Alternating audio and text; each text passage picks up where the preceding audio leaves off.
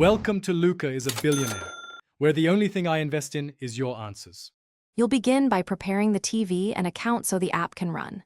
First, connect the TV to your home Wi-Fi or Ethernet. A stable 5 GHz channel helps reduce buffering. Next, make sure you have an active BeIn Connect subscription and your email plus password ready. Once done, open your TV's App Store and install BeIn Connect. If your set doesn't support it, prepare a casting device like Chromecast or an HDMI player to continue. You now sign in and set the app to your preferences. Launch BeIn Connect and choose Sign In, use the remote to type, or connect a USB keyboard for speed. Enter your email and password exactly.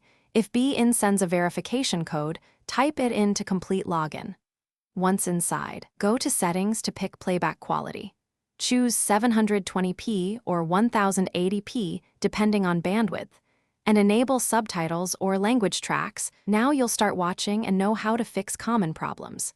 Select live or on-demand content and press play. Use the remote to navigate channels or episodes and press OK to open player controls.